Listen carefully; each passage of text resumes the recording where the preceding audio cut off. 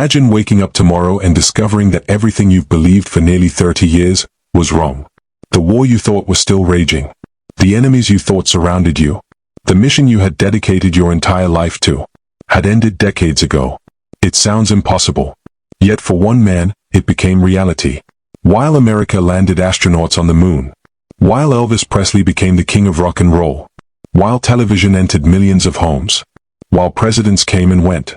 One Japanese soldier remained hidden deep inside a jungle, convinced World War II was still being fought. His name was Hiroo Onoda.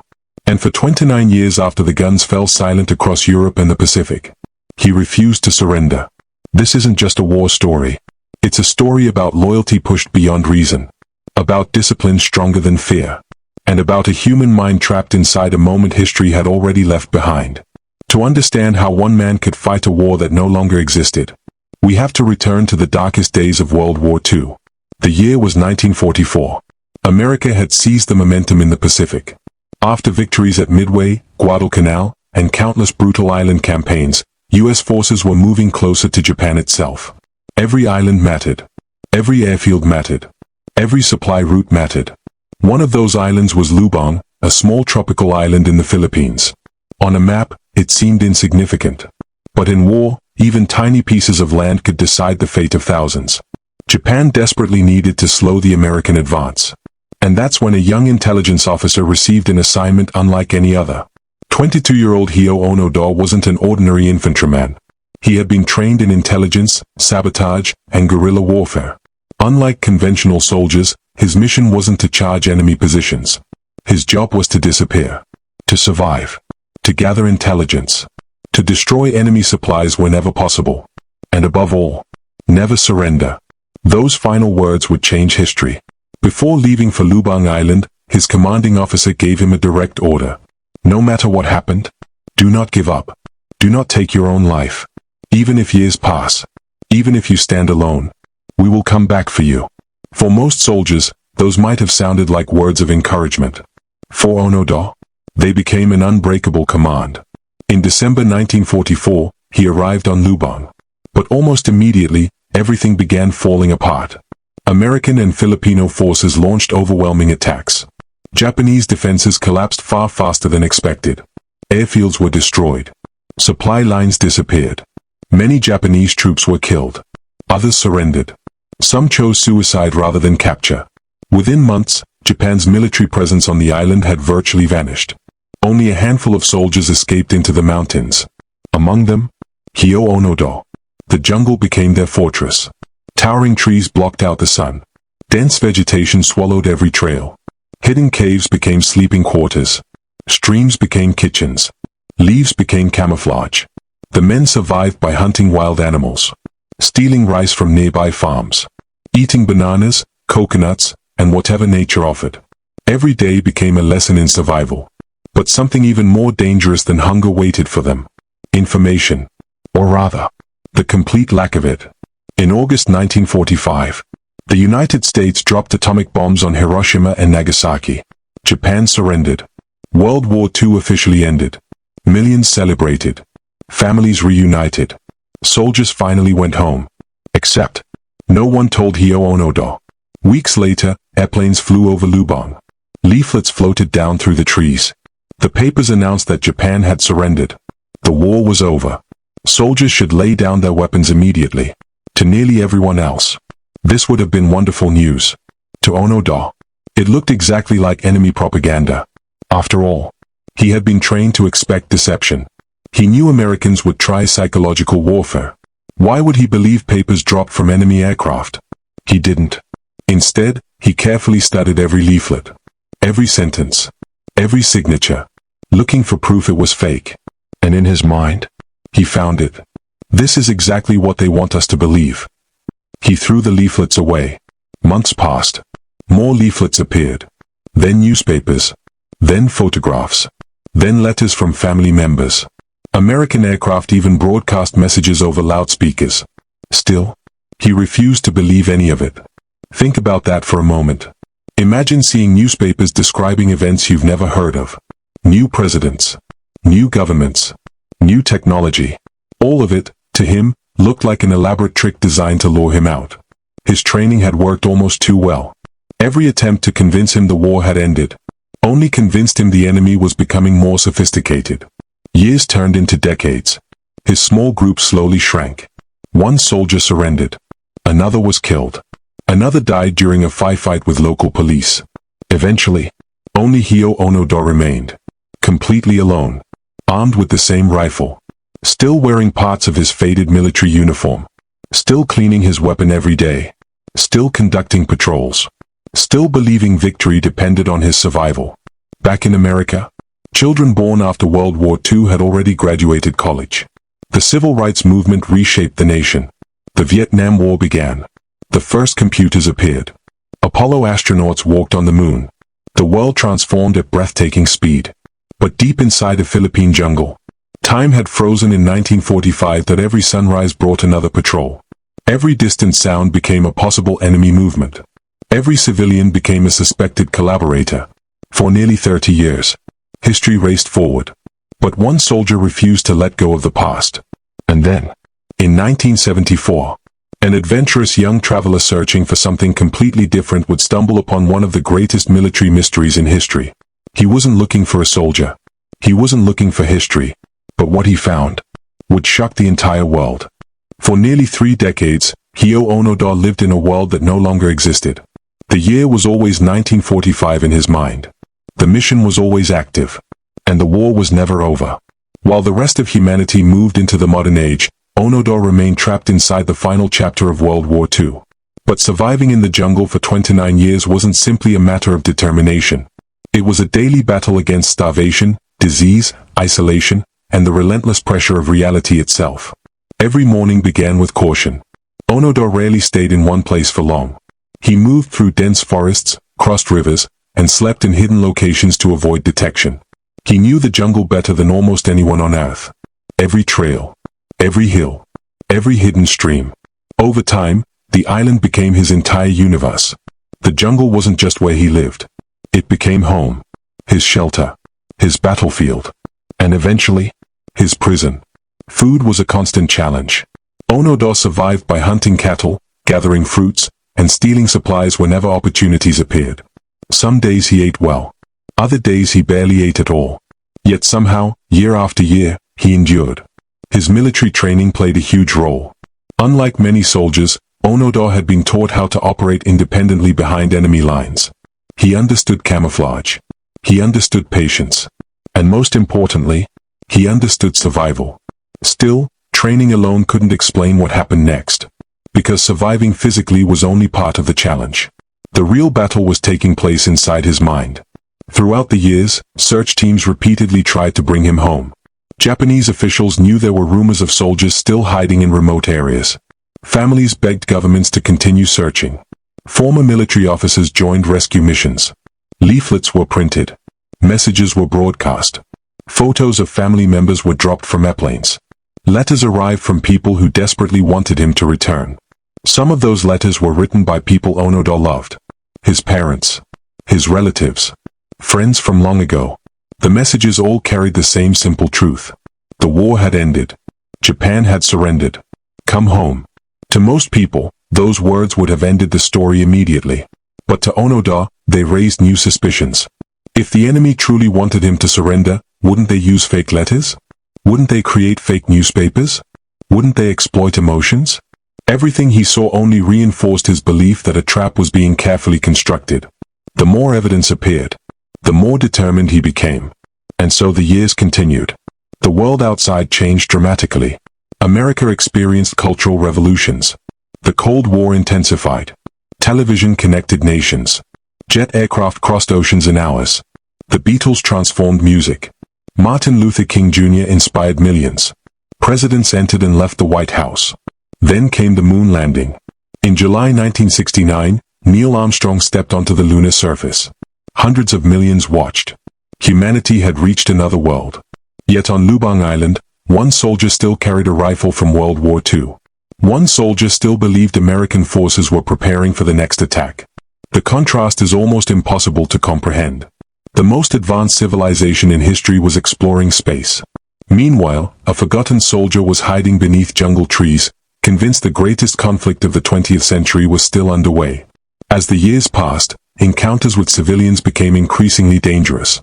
Farmers occasionally crossed paths with him. Local police sometimes searched for him. Shots were fired. Tension escalated. To Onoda, these weren't innocent civilians. They were enemy collaborators, potential scouts, potential threats. People connected to forces he believed still occupied the island. Each encounter reinforced his worldview. If people were searching for him, then surely he was still important. Surely his mission still mattered. The tragic reality was that every misunderstanding pushed him further away from the truth. By the early 1970s, Onoda had become something of a legend. Stories circulated about a mysterious Japanese soldier living in the mountains. Some people believed the stories. Others dismissed them as myths. After all, how could anyone remain hidden for so long? How could someone ignore nearly 30 years of evidence? How could a soldier continue fighting a war that had ended before many living people were even born? The answer lies in something deeply human. Commitment. Once people dedicate themselves completely to a belief, abandoning it becomes extraordinarily difficult. For Onoda, surrender wasn't merely admitting he was wrong. It meant accepting that decades of sacrifice had been based on a misunderstanding. It meant confronting an entirely different reality. And that reality was almost too shocking to imagine. Then, in 1974, everything changed. Not because of a military operation. Not because of government pressure. And not because of another leaflet. The breakthrough came from a young Japanese adventurer named Norio Suzuki. Suzuki was unlike anyone who had searched before. He wasn't a government official. He wasn't a military officer. He was simply a traveler with an unusual dream.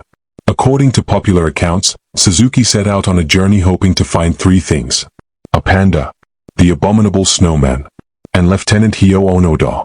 Most people would have laughed at such a goal. But Suzuki was serious. And remarkably, he succeeded. After traveling through Lubang Island, Suzuki eventually located Onoda in the jungle. The meeting was extraordinary. For the first time in years, Onoda was speaking directly with a fellow Japanese citizen. Not through leaflets. Not through loudspeakers. Not through rumors. A real person standing before him. Suzuki patiently explained the truth. The war was over. Japan was peaceful. The world had changed. People were waiting for him. The entire nation wanted him to come home. But even then, Onoda refused. Not because he doubted Suzuki. Not because he hated peace, but because of the orders he had received in 1944. A superior officer had commanded him never to surrender. And in Onoda's mind, only that officer could release him from duty. Nearly 30 years later, he was still following those instructions. It sounds unbelievable. Yet it perfectly captures the depth of his loyalty. The chain of command remained sacred. The mission remained active. The orders remained valid. At least until they were officially revoked. Suzuki returned to Japan carrying astonishing news. The legendary soldier was real. He was alive. And he was waiting for orders. What happened next would become one of the most remarkable endings in military history. The Japanese government located Onoda's former commanding officer. A man who had long since returned to civilian life. A man who probably never imagined he would once again wear a military uniform. Together, they prepared for a journey that would close one of history's strangest chapters. A chapter that had lasted 29 years longer than anyone could have imagined. Soon, Hiroo Onoda would finally hear the words he had been waiting for since 1945. And when he did, the world would witness an ending unlike any other. March 1974. Nearly 29 years had passed since World War II ended. An entire generation had grown up in peace. Children born after the war were now adults with families of their own. The world had changed almost beyond recognition. But on the Philippine island of Lubang, one chapter of history was still waiting to be closed. The Japanese government had done something almost unimaginable. They found Hiroo Onoda's former commanding officer, Major Yoshimi Taniguchi. The man who had given Onoda his final orders in 1944. Taniguchi was no longer a military officer. The Japanese Empire no longer existed. He had spent years living an ordinary civilian life. But now, nearly 3 decades later, he put on his old uniform one final time. Not to command soldiers into battle, but to bring one home. Deep in the jungle, Onoda stood before the man he had obeyed for almost 30 years. For a moment, it must have felt as if time had stopped. The same commander. The same soldier. But an entirely different world. Taniguchi read the official orders. The Imperial Army had ceased all combat operations. The war was over. Onoda was relieved of his duties. Only then, after 29 years, did Hiroo Onoda lower his weapon. The mission that had defined his entire adult life was finally over. He stepped out of the jungle carrying the same rifle he had guarded since World War II. His uniform was faded. His boots were worn. His equipment was decades old. Yet remarkably, much of it was still functional. His rifle was still operational. His ammunition had been carefully preserved. His discipline had never disappeared. It was as if history itself had walked out of the forest. Photographs of the moment spread around the world. For Americans, the story seemed almost impossible to believe. By 1974, the United States had already fought another major war in Korea. American troops had spent years in Vietnam. The civil rights movement had transformed the nation. The first humans had walked on the moon. Color television had become common. The Watergate scandal dominated headlines. And yet, one soldier had only just learned that World War II had ended. News organizations across the United States covered the incredible story. People were fascinated. How could someone survive alone for nearly 3 decades? How could a single order remain powerful enough to shape an entire lifetime? And perhaps the biggest question of all, what does absolute loyalty look like? The answer was standing before the cameras. When Onoda surrendered, he formally handed over his rifle, ammunition, grenades, and military sword. For him, this wasn't merely giving up weapons.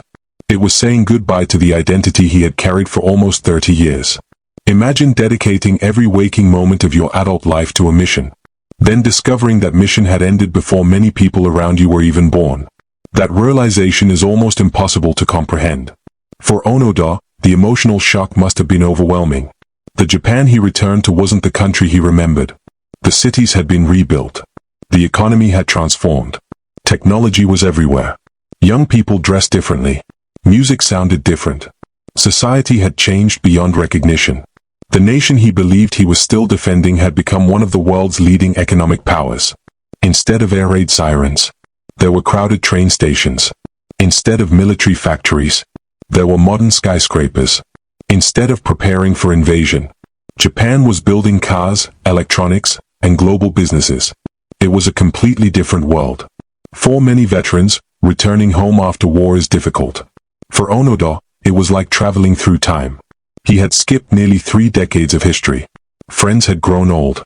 Family members had spent years believing they might never see him again. Some had already passed away. The emotional reunion was unlike anything Japan had experienced. Yet Onoda's return wasn't without controversy. During the years he remained hidden, he and the small group he once belonged to had carried out raids and exchanged gunfire with local residents and authorities. Some civilians had been killed. Others had been injured. For many people in the Philippines, the story wasn't simply about an isolated soldier. It was also about the tragic consequences of a war that continued long after it officially ended. History rarely offers simple heroes or simple villains. Instead, it presents complicated human stories shaped by extraordinary circumstances. Hiroo Onoda's life is one of those stories. Some see him as the ultimate example of discipline and loyalty. Others see him as a cautionary tale about unquestioning obedience. Both perspectives reveal important truths. His survival remains astonishing. Very few people could endure decades of isolation under such harsh conditions. His commitment to duty was almost unimaginable. But his story also reminds us of something equally important. Loyalty without the ability to question reality can become a prison. Orders are essential in war. But history also teaches that even the strongest convictions must eventually confront the truth. For Americans, Onoda's story resonates for another reason. The United States has long honored military service, sacrifice, and dedication. Those values remain deeply respected. Yet American military tradition also emphasizes adaptability, the ability to reassess changing situations, to respond to new intelligence, to recognize when circumstances have changed. Onoda never received that opportunity. The single order he received in 1944 became the foundation of every decision he made for the next 29 years. His remarkable survival wasn't driven by hatred. It wasn't driven by a desire for glory. It was driven by a promise. A promise to obey until officially released. In many ways, that promise became stronger than reality itself. Years after returning home, Onoda often reflected on his extraordinary experience. He eventually wrote about his life and even established educational programs focused on survival and resilience. Although his story began on a battlefield, much of his later life was dedicated to helping younger generations understand perseverance, responsibility, and the importance of purpose. Today, the jungles of Lubang are quiet. The gunfire has long faded. Nature has reclaimed many of the places where Onoda once hid. Visitors walking those trails would never guess that history unfolded beneath those trees for nearly 3 decades after the world's deadliest war had officially ended. But the story endures. Not because it celebrates war. Not because it glorifies conflict. But because it reveals the extraordinary complexity of the human mind. How belief can shape reality. How duty can define identity. And how hope, loyalty, and isolation can combine to create one of history's most unbelievable true stories. The world ended World War II in 1945. For Hiroo Onoda. It ended in 1974. And perhaps that's the most haunting lesson of all. Sometimes wars don't truly end when treaties are signed. Sometimes they continue inside the minds of the people who fought them. One man. One rifle. One forgotten island. And 29 years spent fighting a war the rest of the world had already left behind. That is why Hiroo Onoda remains one of the most extraordinary and thought-provoking figures in modern military history. The war ended in 1945. For him, it was just another day in the jungle. Until finally, someone came back. That if you enjoyed this story and want more incredible true tales from World War II, forgotten soldiers, secret missions, and the untold stories that shaped history, make sure to subscribe to the channel and turn on notifications so you never miss our next documentary. History is filled with stories that are stranger than fiction, and we're just getting started. What do you think about Hiroo Onoda's incredible story? Was his unwavering loyalty admirable, or did it become a tragic mistake? Share your thoughts in the comments below. We'd love to hear your perspective. Thanks for watching, and we'll see you in the next documentary.